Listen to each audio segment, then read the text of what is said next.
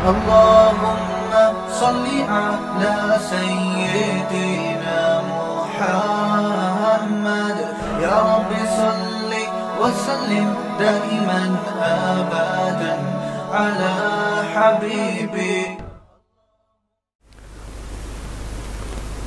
मुहर्रम की जब इब्तदा होती है, जब मुहर्रम का महीना शुरू होता है तो हैप्पी न्यू ईयर के मैसेजेस आना शुरू हो जाते हैं और लोग ये कहते हैं कि जब हम ईसाई साल इतने जोश व खरोश से मनाते हैं तो इस्लामी साल भी हमें थोड़ा थोड़ा मनाना चाहिए।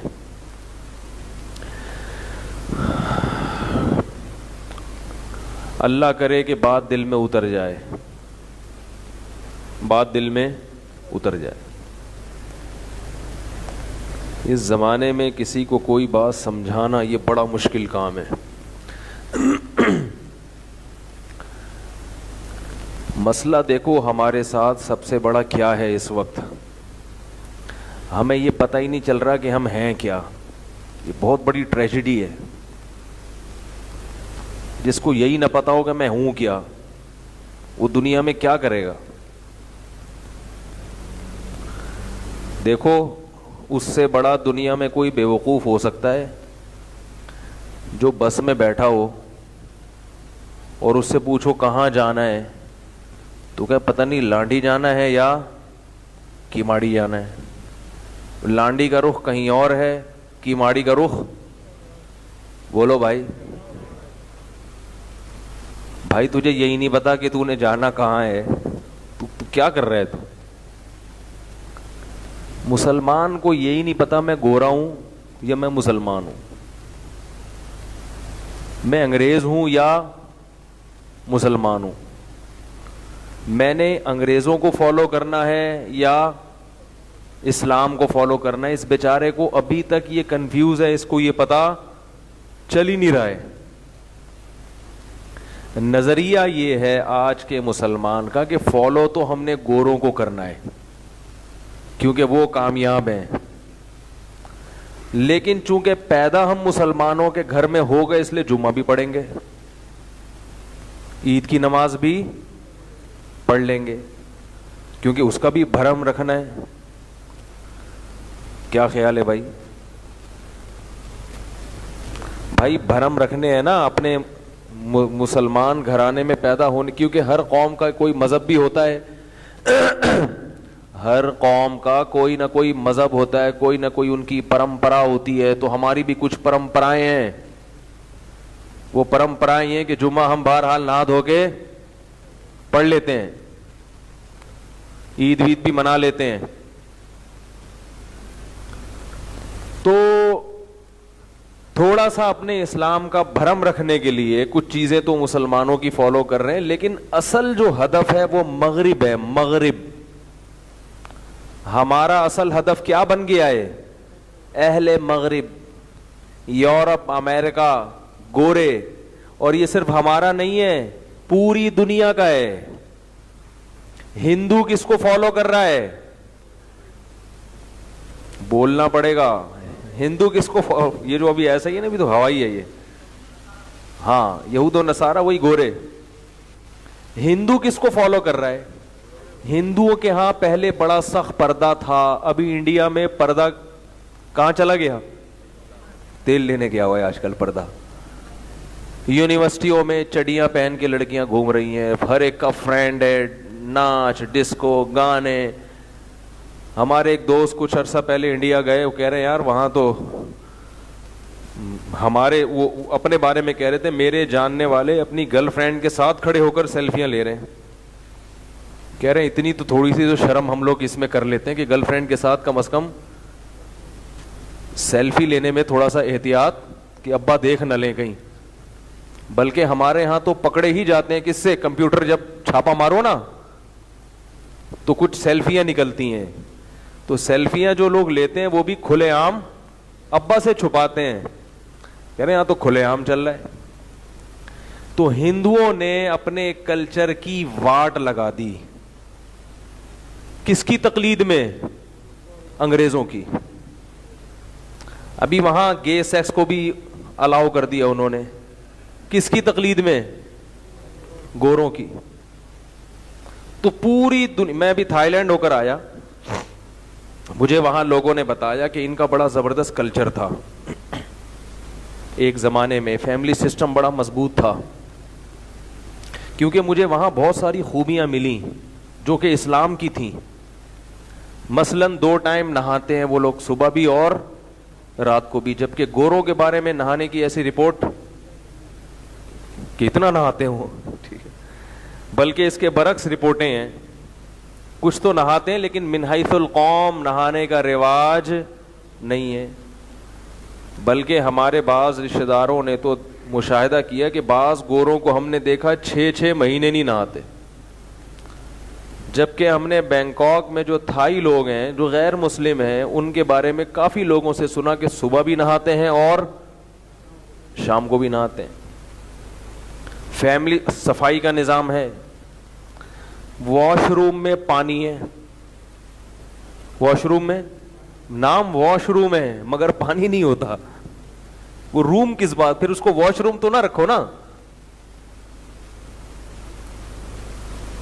तो लेकिन वहां वॉशरूम में हमें क्या मिला? पानी मिला। तो मैं हैरान कि यार इनके वॉशरूम में पानी कहां से आ गया, यानी ये पानी से इस्तिंजा क्यों करते हैं? तो उन्होंने कहा कि अब इनमें पानी से इस्तिंजा का रिवाज खत्म हो रहा है। जो नए नए होटल बन रहे हैं वो गोरे बना रहे हैं, उनमें टिश्यू होता है, पानी नहीं होता। तो कुछ अच्छी चीजें रह गई हैं, वो भी गोरे आहिस्ता आहिस्ता, बोलो भाई। तो उन्होंने कहा कि जब यहां गोरे आए थे तो उन्होंने इनका फैमिली सिस्टम तबाह कर दिया, जिना पे लगा दिया। लड़की, उनकी औरतों का लिबास देख देख के इनके भी कपड़े उतरना शुरू हो गए।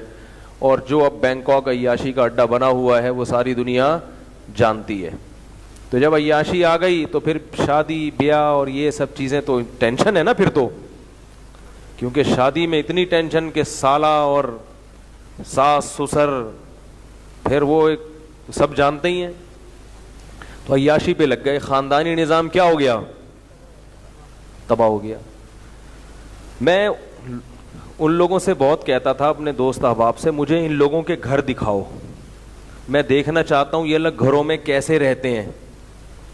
तो अजीब बात आपको बताऊं, 200-200 गज के बंगले हैं मगर अंदर बंदा है ही नहीं।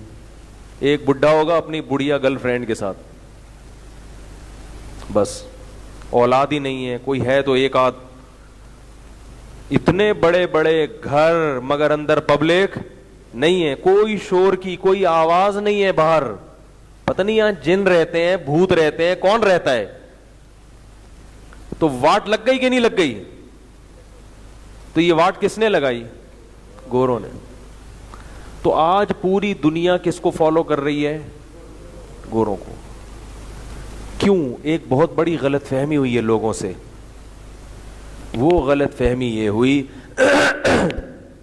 कि लोगों ने ये समझ लिया कि जो तरक्की याफ्ता कौम है वही कामयाब भी है। समझ रहे हो? जो कौम तरक्की याफ्ता होती है, जिसके पास वसाइल ज्यादा होते हैं, वही कौम कामयाब भी होती है। हालांकि ये बात गलत, ये बात सही नहीं है, 100% गलत है ये बात। क्योंकि भाई अभी देखो हमारे जो हुक्मरान है ना, वो भी अपनी तकरीरों में ज्यादातर किस चीज को फोकस करते हैं? एजुकेशन, गुर्बत, महंगाई खत्म, तालीम आम। ठीक है, एजुकेशन भी हमारा मसला है, गुर्बत भी एक मसला है, लेकिन यही सबसे बड़ा मसला नहीं है। तरबियत का कोई नाम ही नहीं लेता कि हमने कौम की अच्छी तरबियत करनी है, हमने कौम को एक मुहज्जब और अच्छा इंसान बनाना है, इसका कहीं भी तज़किरा है ही नहीं। एजुकेशन अगर मेरे भाई काफी होती अच्छा इंसान बनाने के लिए, तो आपके मुल्क में जितने ब्यूरोक्रेसी में लोग जो मुल्क और कौम को खा रहे हैं, ये सारे एजुकेटेड हैं। यूनिवर्सिटियों में प्रोफेसरों का हाल जाके देखो, प्रोफेसर तो एजुकेशन हासिल करके ही पहुंचा होता है ना वहां पे। कैसे कैसे 2 नंबर लोग पड़े हुए हैं, गवर्नमेंट के जो स्कूल हैं उनमें जितने टीचर्स हैं वो सारे एजुकेटेड ही होते हैं, मगर गवर्नमेंट के स्कूलों का हाल, लोगों की जो कॉल्स आती हैं। परसों एक साहब की कॉल आई कि मैं एग्जामिनेशन हॉल में जब बैठता हूं नकल किए बगैर, तो मैं देखता हूं कि 99% तलबा नकल कर रहे हैं और टीचर्स उनको, एग्जामिनर उनको खुद नकल करवा रहा है, तो मैं कैसे बचूं? मैंने कहा भाई ये तो बड़ी गलत बात है।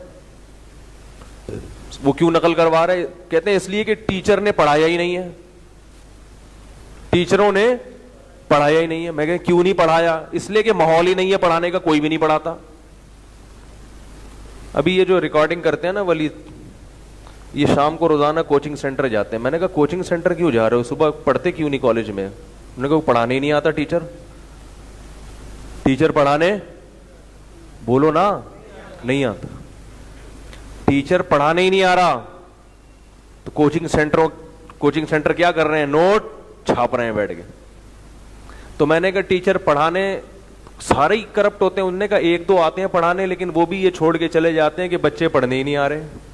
क्योंकि जब बच्चे देखते हैं कि एक ही टीचर आएगा ढंग से पढ़ाएगा तो वो क्यों अपना टाइम वेस्ट करें। वो कहते हैं हम फिर, हाँ प्राइवेट स्कूलों में पढ़ाई है क्योंकि उनको बिजनेस करना है, अल्लाह के सामने जवाब नहीं देना उनको बिजनेस करना है। वो बिजनेस उनका ईमानदारी के बगैर मुमकिन है नहीं, इसलिए प्राइवेट स्कूलों में और कॉलेजेस में पढ़ाई होती है, क्योंकि उन्हें नोट छापने हैं।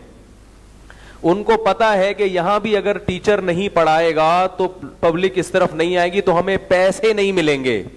अगर उनको यह पता चल जाए कि हम नहीं भी पढ़ाएंगे तो भी तलबा आएंगे, तो फिर वो भी यही हरकतें शुरू कर देंगे, जो क्योंकि कौम एक ही है भाई। जो रोटी वो खाते हैं, ये प्राइवेट वाले भी वही रोटी खाते हैं। जिस माहौल में वो पैदा हुए हैं इसी माहौल में ये भी पैदा हुए हैं। दुनिया का सबसे बड़ा जो इस वक्त मुगालता हो रहा है ना लोगों से, वो ये हो रहा है कि इंसान को अच्छी लाइफ के लिए एजुकेशन की जरूरत है। ये बात गलत है। सिर्फ एजुकेशन नहीं, एजुकेशन एक हिस्सा है। इंसान को अच्छी लाइफ के लिए नेचुरल लाइफ की जरूरत है। उफ उफ कैसे समझाएं भाई रे भाई, किसकी जरूरत है? एक मैं मिसाल देता हूं आपको। देखो एक आदमी सेहत बनाने के लिए एमबीबीएस करता है। किस लिए एमबीबीएस कर रहा है वो? ताकि मुझे अपने बारे में पता चल जाए कि कौन सी बीमारी मेरी किस वक्त हमला करेगी और उसका इलाज क्या है। सिर्फ अपनी खातिर वो ये काम कर रहा है। जनाब डॉक्टर बन गया वो, अब उसको पता है कि शुगर लेवल कैसे कंट्रोल होता है, ब्लड प्रेशर सारी सेटिंग पे आ गया। लेकिन रात को सोता है 4 बजे, सुबह उठता है, बोलो भाई जब 4 बजे सोएगा तो उठेगा कब? 12 बजे उठता है। और जब टेंशन होती है तो क्या करता है? सिगरेट पीता है। और कभी कभार जब ज्यादा दिमाग खराब होता है तो विस्की भी चलाता है। समझ रहे हैं? ठीक है। बर्दाश्त, अल्लाह पे तवक्कुल और एतमाद बिल्कुल नहीं है, क्योंकि अल्लाह को मानता ही नहीं है। जब अल्लाह को मानता ही नहीं है तो जरा सी परेशानी आती है तो मायूस हो जाता है। अब इसका मेडिकल साइंस के पास कोई इलाज नहीं है कि आप जरा सी परेशानी से कोई टीका ऐसा नहीं है कि आपको लगाएं और आप जरा सी परेशानी से परेशान ना हो। इसका तो ताल्लुक अल्लाह के तवक्कुल पे है ना, कि भाई जो अल्लाह कर रहा है मेरे साथ क्या कर रहा है? बेहतर कर रहा है। तो अब आप मुझे बात बताओ, ये आदमी सेहत के लिए, एक मिनट, इस आदमी ने सेहत के लिए तालीम तो हासिल कर ली, मगर इसकी लाइफ नेचुरल लाइफ, बोलो भाई, नहीं है। तो क्या ये सेहतमंद रह पाएगा? बोलो ना।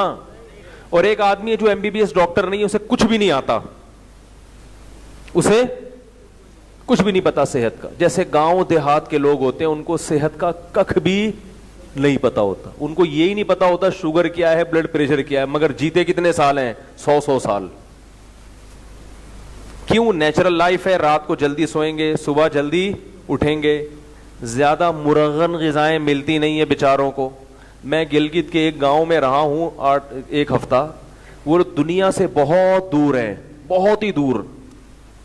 तो मैंने वहां देखा कि अपनी चक्की पे मकई का आटा पीसते हैं और वो फाइबर के साथ वही, क्योंकि छानने के इतने इंतजामात नहीं है उनके पास, और घी भी दूध का निकालते हैं, समझ रहे, आटा भी अपनी जमीन का, केमिकल से पाक। बस यही उनकी खुराक है। सब्जी जो उनको मिलती है वहीं कोई पत्ते वत्ते पैदा होते हैं, उसी को उबाल लेते हैं। अंडा देसी खाएंगे, जो मुर्गियां अंडा दे रही हैं।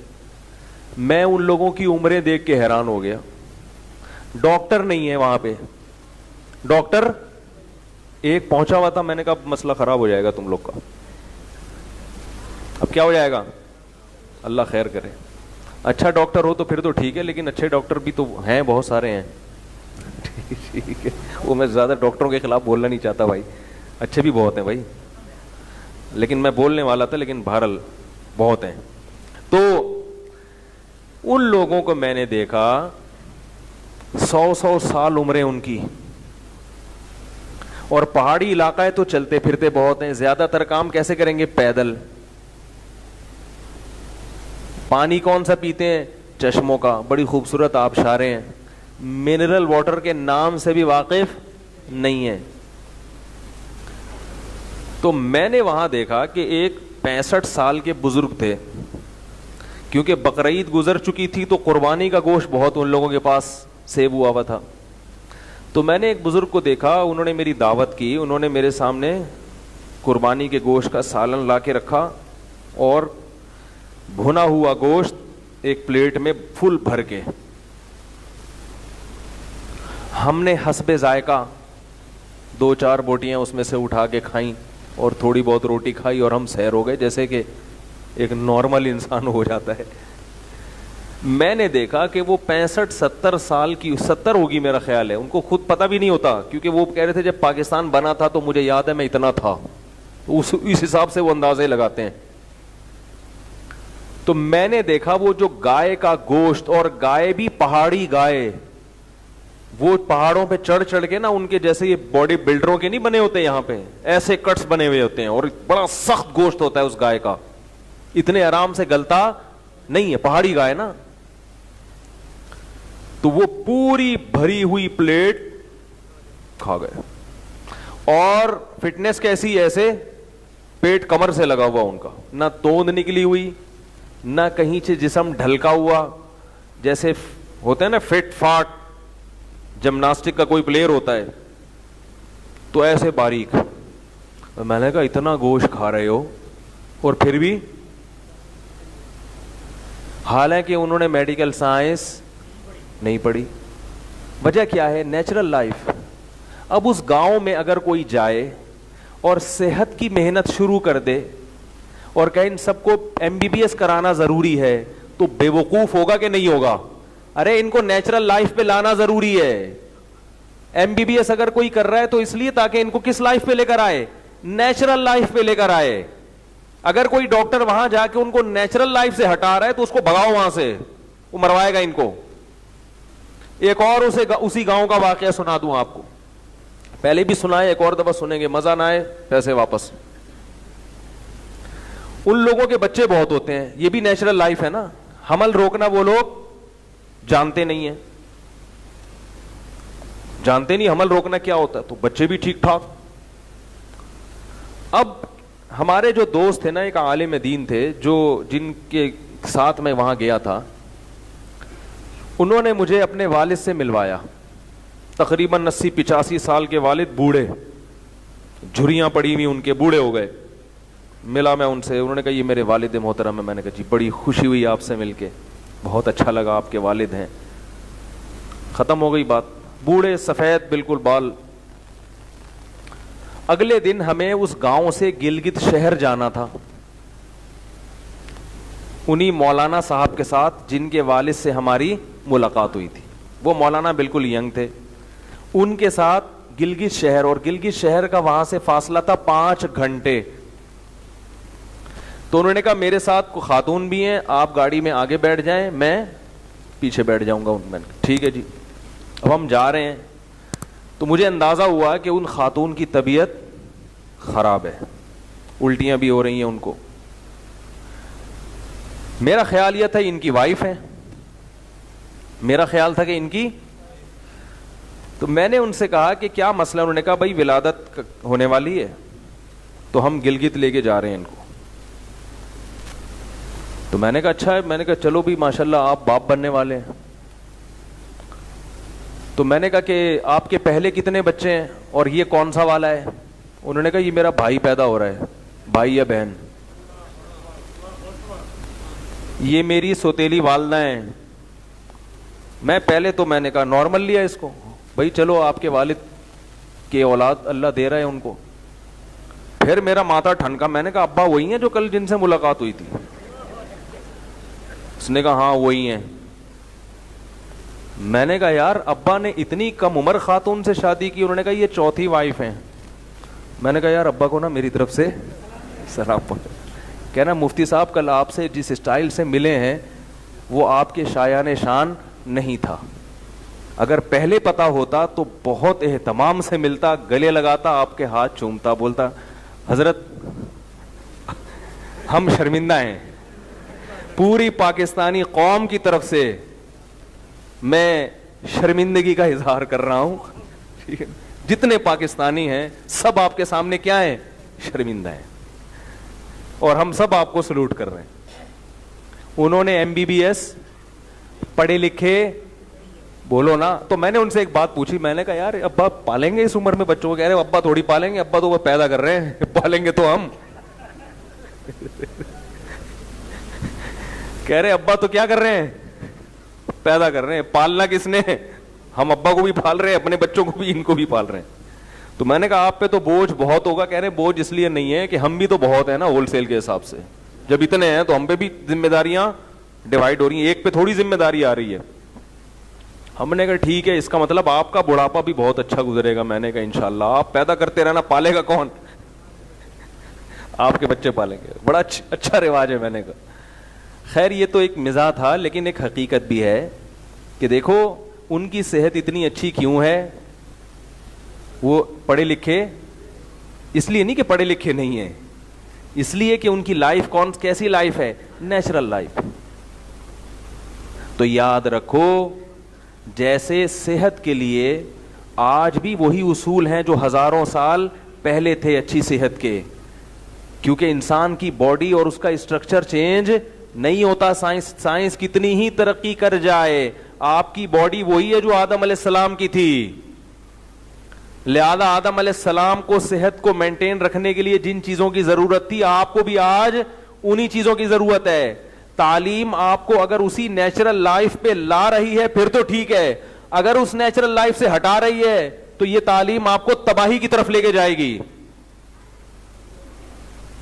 बात आ रही है समझ में? तो गोरों को फॉलो करो मगर अपनी नेचुरल लाइफ से बगावत मत करो। वो फितरत से हट चुके हैं, वो फितरी जिंदगी से दूर हो चुके हैं। आप अपनी इस्लाम आपको फितरी जिंदगी बताता है। मेरे पास परसों एक लड़की का फोन आया, 20 साल उसकी उम्र। उसने कहा कि मैं कॉलेज में पढ़ती हूं और मेरी एक अच्छी जगह मेरे पेरेंट्स ने मंगनी कर दी है, रिश्ता कर दिया और अब शादी होने वाली है। अच्छी जगह कर दी है, मैं भी मुतमईन हूं। लेकिन मैं जिस कॉलेज में पढ़ती हूं वहां प्रोफेसर और मेरी जो टीचर्स हैं, फीमेल टीचर्स, सब मना कर रही हैं कि शादी मत करो, अभी तुम्हारी उम्र क्या है।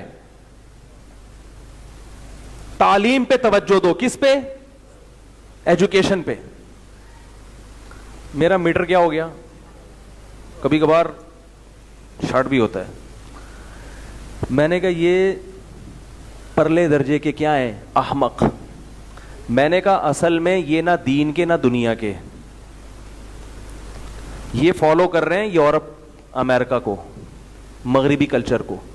मैंने कहा अभी पूरा फॉलो नहीं किया इसलिए इस किस्म की बातें कर रहे हैं। जब मुकम्मल फॉलो करेंगे ना, क्योंकि अभी पैदा मुसलमान घराने में हुए, अभी ये ट्रैक से हट रहे हैं। मैंने कहा इस सोच का अंजाम पता है क्या है? अगली नस्ल में जो इनकी औलादें होंगी वो कहेंगी कि 30 साल में भी शादी मत करो, जरूरत क्या है। मैंने कहा उससे अगली नस्ल कहेगी कि लड़के की क्या जरूरत है, लड़की है तो लड़की से भी शादी कर सकती है, लड़का है तो लड़के से भी कर सकता है। मैंने कहा इस इस सोच की मंजिल ये है, मंजिल। गोरा भी जो आज यहां तक पहुंचा है ना, वो इन्हीं स्टेप को अबूर करके यहां तक पहुंचा है। आज यूरोप अमेरिका में जो मेल से शादी को और लड़की की लड़की से शादी को जो अलाउ कर दिया, तो ये ऐसे नहीं हो गया। बेशर्मी और बेगैरती की पहली सीढ़ी, फिर दूसरी सीढ़ी, फिर तीसरी, फिर चौथी, कोई रोकने वाला था नहीं। तो बिल आखिर अंजाम क्या हुआ? एक 50 साल का बुढ़ा एक 50 साल के बुढ़े से शादी कर रहा है। हमारे यहां अगर ऐसा हो, हम गैरत से मर जाएं, किसी को मुंह दिखाने के काबिल ना रहें, लेकिन उनके यहां इसको क्या कर दिया? कानूनी इजाजत दे दी। ये परले दर्जे की बेशर्मी है। और इस बेशर्मी पर वो जो पहुंचे हैं ना, वो इसी से पहुंचे हैं कि नहीं शादी, पीस, एजुकेशन। वो क्यों मना कर रहे हैं इसको शादी से? प्रोफेसर कि अभी तुम्हारी उम्र क्या है, अभी तो तुम पढ़ो। मैंने कहा ये प्रोफेसर लोग, इनके पास पैगंबरों की तालीमात नहीं है। और फिर मैंने कहा इनकी अपनी उम्रें देखो कम बख्तों की, 40-40 साल के बुढ़े हो गए, जिंदगियां जिना कर करके गुजरती हैं, खुद तो तबाह हुए हैं। मैंने कहा तुम्हें भी क्या कर देंगे? बर्बाद कर देंगे ये। और मैंने कहा अपनी जो उस्तानियां तुम्हें मशवरा दे रही हैं, उनको देखो कम बखत 45 साल की बुढ़ियां हो गई। मैं थोड़ा सा फॉर्म में आया हूं ना, इसलिए थोड़ा गुस्सा करने दे मुझे। खुद तो तबाह हुए हो, नई नस्ल को क्यों बर्बाद कर रहे हो भाई? मैंने कहा 45 साल की बुढ़ियां हो गई ये पढ़ पढ़ के, मगर इनको अभी तक नेचुरल लाइफ नहीं मिली। ना इनको शोहर की मोहब्बत मिली, ना इनको औलाद की मोहब्बत मिली, ना भाई बहनों की मोहब्बत मिली। नतीजा ये कि इन्होंने पढ़ लिख के तो बहुत नाम कमा लिया, मगर इनकी जिंदगियों में सुकून नहीं। मैंने कहा आप अब इस नीयत से अपनी फीमेल टीचर के चेहरे पर नजर डालिएगा, देखना कि इनके चेहरों पे आपको क्या सुकून नजर आ रहा है कि नहीं आ रहा। पता चलेगा कम बहुत बुढ़ी हो गई है, सिर्फ किस सिलसिले में? पढ़ना है, पढ़ना है, पढ़ना है, पढ़ना है। अब जब इतनी उम्रें हो गई, तो अब मर्द लिफ्ट बोलो भाई नहीं है, क्योंकि मर्द को लड़की में सबसे पहले उसका लड़की होना चाहिए। डॉक्टर, इंजीनियर, ये क्या है? ये बात की चीज है। वो औरत से शादी कर रहा है, उसको डॉक्टर, वो अलग से औसाफ है कि डॉक्टर भी है। देखो हम जब कुर्बानी करते हैं, गाय लेकर आते हैं, फिर उस पहली बात तो 4 जानवर होने चाहिए ना, गाय, बकरा, ऊंट और दुम्बा। अब आपको एक बारीक सा दुम्बा मिल रहा है, उसके मुकाबले में मोटा ताजा हिरन मिल रहा है, आप हिरन की कुर्बानी कर लोगे? बोलोगे भाई कुर्बानी तो 4 जानवरों की होती है, वो अगर दुबले भी मिले तो कर लूंगा। लेकिन ये सोच के कि हिरन ज्यादा भरा हुआ या ज़ेबरा ज्यादा गोश्त निकलेगा, उसकी कुर्बानी कर लूं, वो महल ही नहीं है कुर्बानी का। तो मर्द को निकाह के लिए औरत चाहिए, उसमें औरत पना झलकना चाहिए। उसके बाद वो देखते हैं हाँ भाई चलो डॉक्टर भी है, इंजीनियर भी है, और जनाब वो उसमें और हाँ एक्स्ट्राऑर्डिनरी कुछ चीजें हैं, तो पहले औरत होना तो साबित हो उसका। कुरान मजीद में अल्लाह ने क्या इरशाद फरमाया? 1 मिनट। वल कवाइदु मिनन निसाइ अल्लाती ला यरजून निकाहा, फरमाया 1 मिनट मेरे भाई थोड़ा खामोश हो जाए ठीक है। वल कवाइदु, आज तो कोई बोल नहीं रहा था, बाप हजरत ने सबकी तरफ से फर्ज किफाया अदा किया है, ठीक है। वल कवाइदु मिनन निसाइ अल्लाती ला यरजून निकाहा, अल्लाह फरमाते हैं वो औरतें जो उम्र के इस हिस्से को पहुंच चुकी हैं कि अब उनको निकाह की उम्मीदें खत्म हो गई हैं, उन पे पर्दा फर्ज नहीं है। इसका मतलब अल्लाह कुरान में बता रहे हैं कि एक उम्र औरत की ऐसी भी आती है कि अब उसको निकाह की उम्मीदें, बोलो भाई, तो उम्र की वजह से वो होती हैं। अल्लाह ने नहीं फरमाया कि कोई खातून उम्र के इस हिस्से को पहुंच जाए कि उनको उम्र की वजह से तो उम्मीद खत्म हो जाए, लेकिन एजुकेशन उनके पास इतनी हो कि फिर भी धड़ाधड़ उनके रिश्ते आ रहे हों। ऐसा कुरान में अल्लाह ने जिक्र नहीं किया।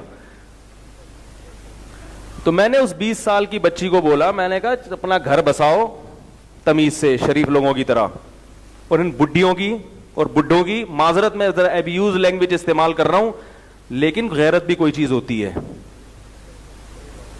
नई नस्ल को हमारी यूनिवर्सिटियों को प्रोफेसर तबाह कर रहे हैं। तालीम है इनके पास, तरबियत नहीं है, ये नेचुरल लाइफ से हटा रहे हैं आपको। मैं जानता हूं ऐसी खवातीन को डॉक्टर बन गई, इंजीनियर बन गई, मैं तालीम से हरगिज नहीं रोकता, आप शादी के बाद पढ़ो,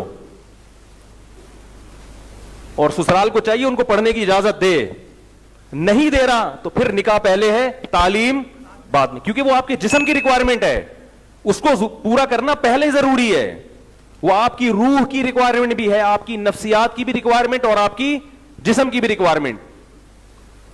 ये ऐसा ही है जैसे कोई कहे खाना नहीं खाओ तालीम हासिल करो, क्योंकि खाने में टाइम लगेगा, पढ़ाई का वक्त जाया होगा। पढ़ो भाई, पेट तो सबसे पहले है ना। ये ऐसा ही है कोई कि एक्सरसाइज में टाइम जाया मत करो, तालीम को फोकस करो। मेरे भाई, जब जिस्म को सुबह शाम चलना फिरना भी जरूरी है, अगर वो चलेगा फिरेगा नहीं तो तालीम तो हासिल हो जाएगी, मगर मुआशरे का मुअत्तल इंसान बन जाएगा, वो सेहत ही नहीं होगी, मर जाएगा एक धमाके के साथ। इसलिए जो अक्लमंद लोग हैं कहते हैं सबसे पहले अपनी सेहत। क्या ख्याल है? सबसे पहले क्या? मैं अपना मामूल बताऊं, मेरी नींद पूरी नहीं होती ना, जमीन आसमान इधर से उधर हो जाए, मैं सारे काम कैंसिल कर देता हूं, पहले नींद पूरी करो। ऐसी की तैसी, जितना अहम से अहम काम पड़ा हुआ नहीं भाई, पहले सोएगा। क्योंकि नींद पूरी नहीं होती तो दिमाग क्या होता है? खराब, हर काम उल्टा करके आता है आदमी, डिप्रेशन की तरफ जाना शुरू हो जाता है। भाई पहले सोएंगे, पहले क्या करेंगे?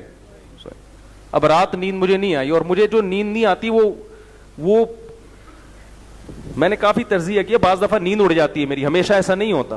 वो उड़ती है जब मैं इस किस्म की कॉल्स आती है ना मेरे पास, या मैं यूट्यूब पे बाज लोगों के कमेंट्स देखता हूं, फेसबुक पे कमेंट्स देखता हूं, उनमें कुछ तो बेहुदा कमेंट्स होते हैं, वो तो बेकार लोग हैं, लेकिन कुछ ऐसे होते हैं जो ज़हीन लोगों ने किए होते हैं, लेकिन वो बहुत बड़ी गलत फहमी में मुब्तला होते हैं। उसको पता होता है कि मुआशरा गलत सिमत में जा रहा है इनको, फिर वो मेरे दिमाग में ना तकरीर चलना शुरू होती है कि इस कमबख्त को कैसे जो है ना वो पलक पाना लेके इसकी सेटिंग कैसे, तो सेटिंग करने लग जाता हूं फिर ख्यालों में, और ख्यालों में जब सेटिंग पे आ गए, यार इसका कहां से ढीला है स्क्रू इसका। अब जैसे ये फोन आया ना किसी बच्ची का, तो ये दिमाग चलना शुरू हो गया कि यार ये किधर को जा रहा है मुआशरा, ये क्या कर रहे हैं, ये किस तरफ लेके जा रहे हैं। तो वो फिर नींद क्या हो जाती है? गायब। फिर दिमाग हटाते हैं वहां से, हटता ही नहीं फिर दिमाग। फिर ये है कि चलो अब नहीं हुई तो फिर ग्रेवी लगाएंगे किसी और टाइम पे। क्या ख्याल है? फिर हम ग्रेवी लगाता है, क्योंकि अगर उसी टेंशन के साथ इधर आके बैठ जाएं तो फिर आपकी खैर नहीं है। अभी जो मेरा गुस्सा है ना वो नेचुरल है, वो स्ट्रेस की वजह से नहीं है। और एक गुस्सा होता है आप थके हुए हैं तो खामखा में ही तप रहे होते हैं बैठे बैठे, तो नींद में पूरी करके बैठता हूं। यहां पे बयान में जब भी आता हूं ना, नींद क्या करके बैठता हूं? पूरी, ताकि अपनी थकावट दूसरों पे ना निकाले। तो अफसोस होता है मेरे भाइयों, देखो यूरोप तबाह हो गया, हमारे यहां लोगों को यही नहीं पता कि वो तबाह हो गए हैं। इस पे भी बहस होती है, कहां से तबाह हो गए। अबे तुम्हें इतनी बड़ी हकीकत तुम्हारी समझ में नहीं आ रही।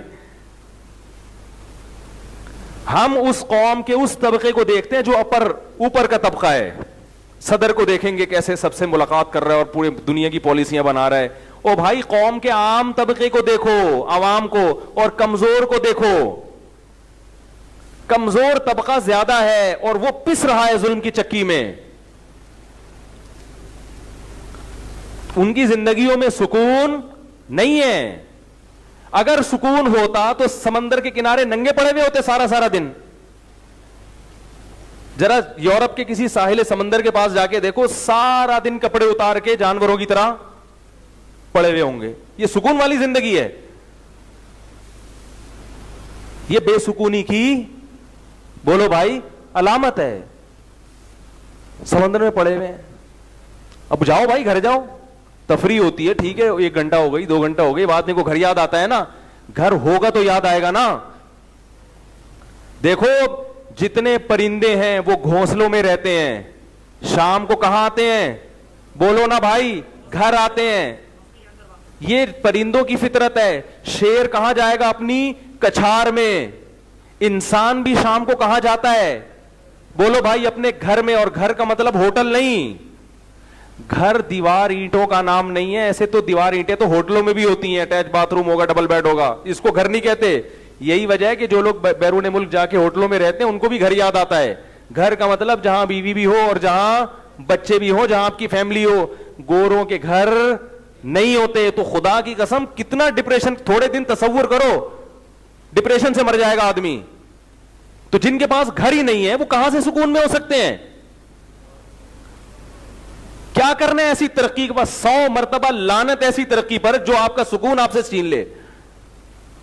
सबसे ज्यादा ड्रग्स और नशा कहां लिया जाता है? इन्हीं मुल्कों में। अगर सुकून होता तो इनको सुकून के लिए नशे की जरूरत थी? मेरे भाई, मेरी जिंदगी को कोई गोरा अगर देख ले तो बोले ये तो बहुत ही टेंशन में है। क्या ख्याल है? मैं मुशाहिदात पर मबनी दलाइल दे रहा हूं आपको, मुशाहिदे पर।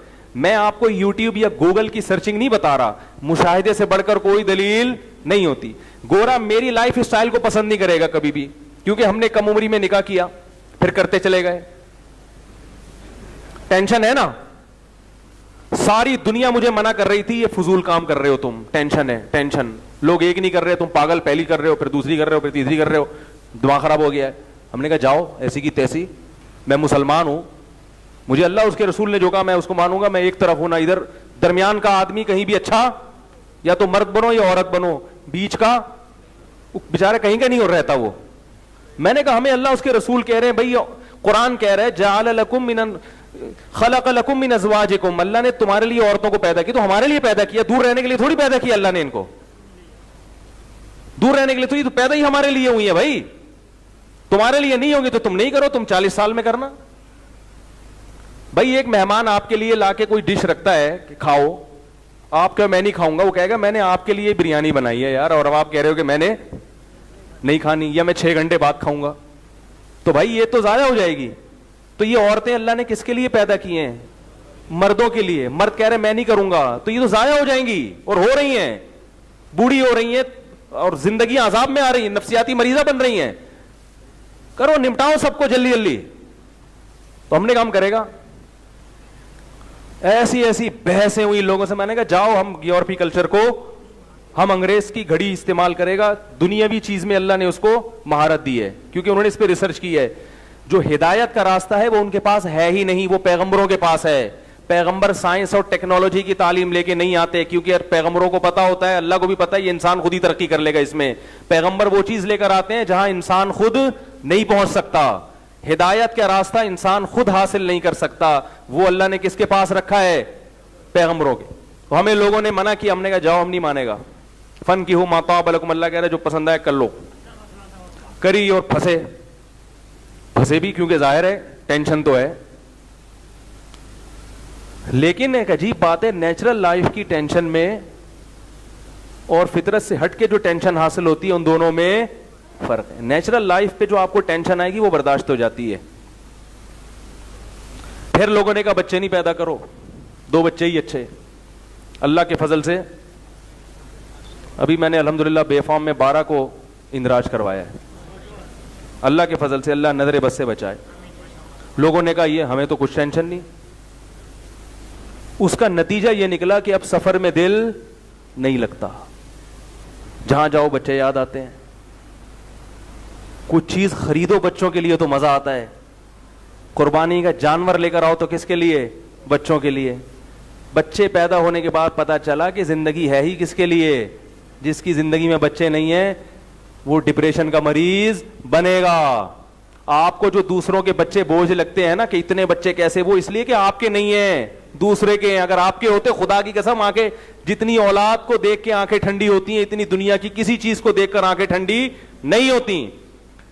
बच्चे होने के बाद मेरा कॉन्सेप्ट चेंज हुआ। मैंने कहा यार ये जो लोग कहते हैं ना बच्चे जल्दी जल्दी बड़े हो जाएं, हमारी ख्वाहिश है कि बड़े ना हो, ये इतने ही रहे। समझ में आ रही है बात? तो ये नेचुरल लाइफ है, ये पैगंबरों ने दी है। और अल्लाह ताला की मदद भी होती है अहलो आयाल वाले शख्स के साथ, जिसका खानदान है। और कितनी बड़ी फजीलत के अल्लाह एक आदमी के जरिए 15 अफराद को खिला रहा हो, इससे दिलो सीना और चौड़ा होता है कि अल्लाह ने हमें ऊपर वाला हाथ दिया, नीचे वाला हाथ नहीं दिया। मर्द तो इस पर खुश होता है कि मैं खिला रहा हूं। जब अल्लाह औलाद देता है, खानदान देता है, तो मर्द को खिलाने की ताकत भी, बोलो भाई, देता है। तो खिलाने की ताकत भी अल्लाह ने दी। तो अगर गोरा मेरी जिंदगी को देख ले तो बोलेगा ये क्या है, पागल है।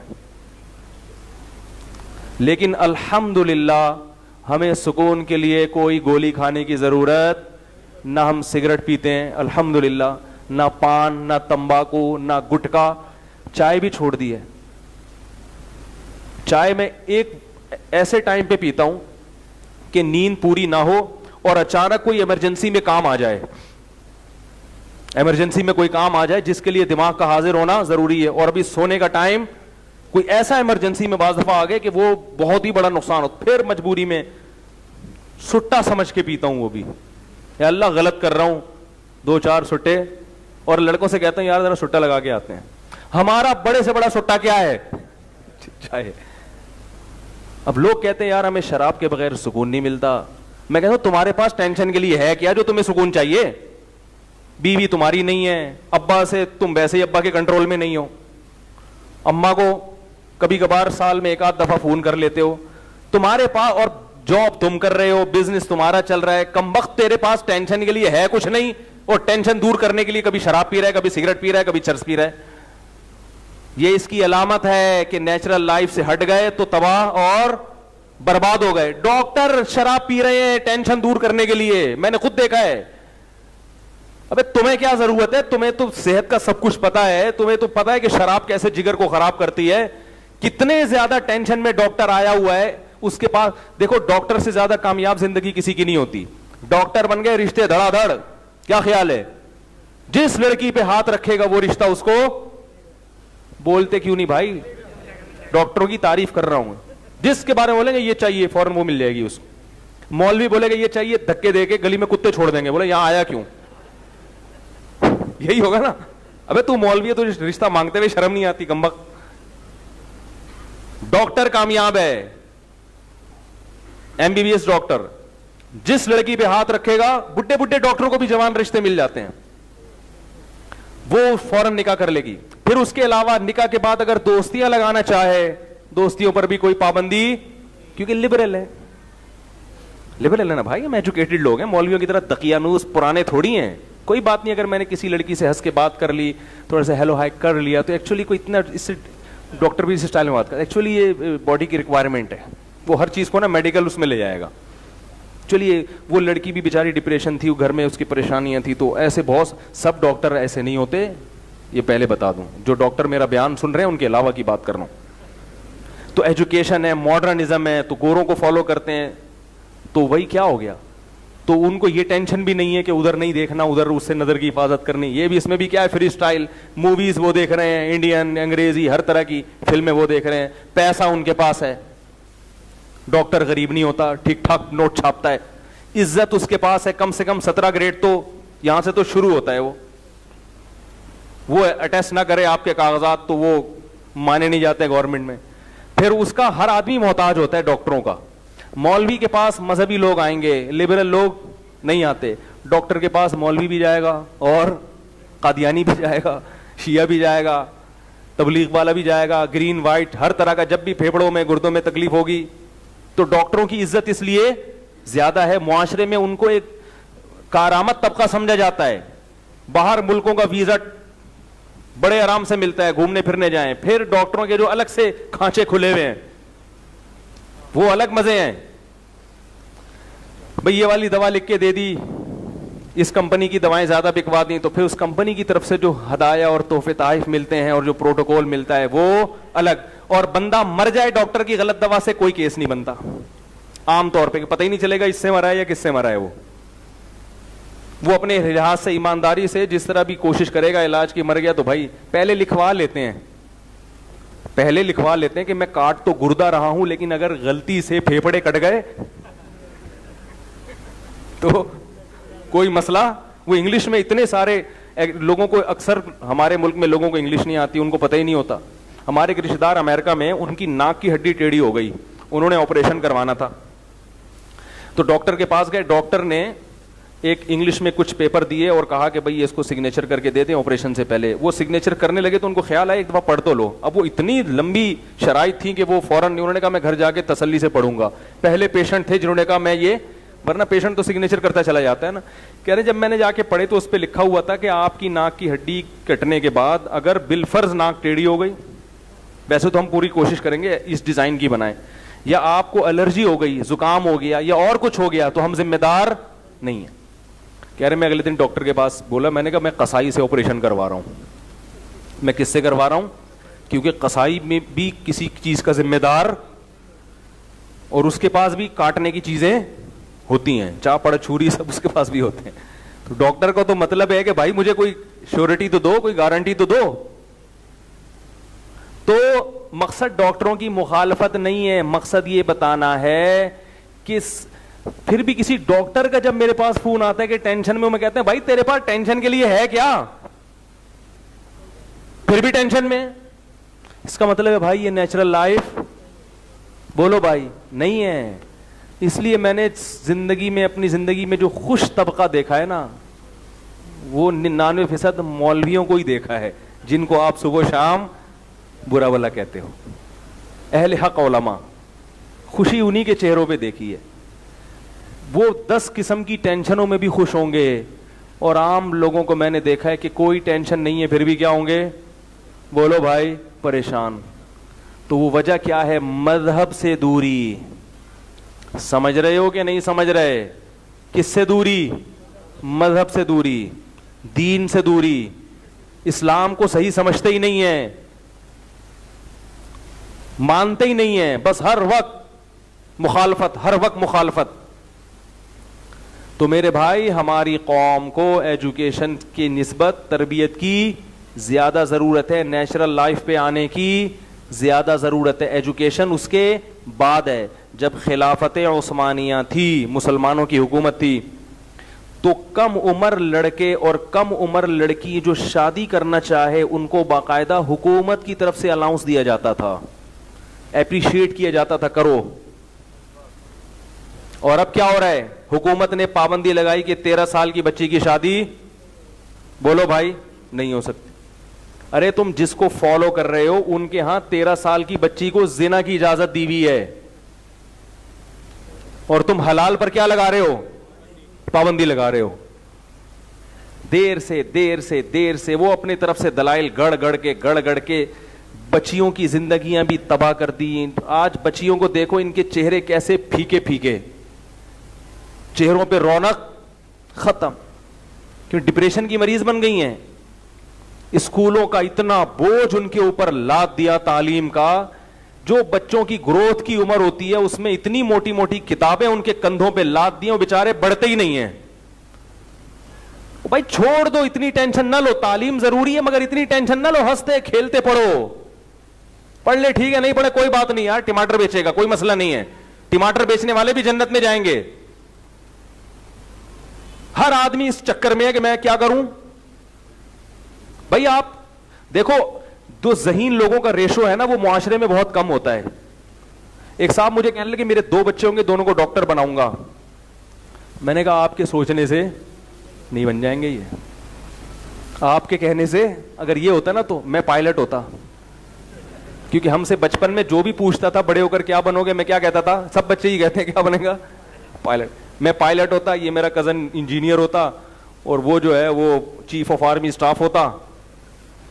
कोई बन गया, कोई हमारे रिश्तेदारों में कुछ पहुंच गए, कर्नल तक पहुंच चुके हैं, और कुछ बेचारे डिग्रियां लेके घूम रहे हैं, कुछ सब्जी बेच रहे हैं, हर तरह की चीजें हैं। अल्लाह ताला ने हर एक को एक जैसा जहन नहीं दिया। मजदूर तबका हमेशा ज्यादा रहेगा, क्योंकि मेहनत मजदूरी के काम इस दुनिया को चलाने के लिए ज्यादा जरूरी हैं। देखो कंपनी में मैनेजर एक होता है, एमबीए करने वाला हर लड़का है। अब मैं जिससे भी पूछता हूं क्या कर रहे हो, कहते हैं एमबीए कर रहा हूं। जिससे पूछो क्या कर रहा हूं, अबे भाई इतने मैनेजर बनेंगे तो कंपनी में एम्प्लॉयज कहां से आएंगे? वो कहां से आएंगे? इसका मतलब है एमबीए हर एक करेगा मगर मैनेजर हर एक नहीं बन सकता, वो नहीं बनेगा। तो अल्लाह ने बनाना ही नहीं है, तो नतीजा तो इसलिए तालीम हासिल करें मगर नेचुरल लाइफ पे समझौता मत करो। सबसे पहले अल्लाह उसके रसूल की तालीमात हैं, बाकी सब उसके बाद, वरना बर्बाद हो जाओगे, तबाह हो जाओगे, डिप्रेशन के मरीज बन जाओगे, सेहत भी जाएगी, सेहत भी जाएगी। तो अल्लाह ताला हम सबको, अल्लाह उसके रसूल सल्लल्लाहु अलैहि वसल्लम को समझने की तौफीक अता फरमाए।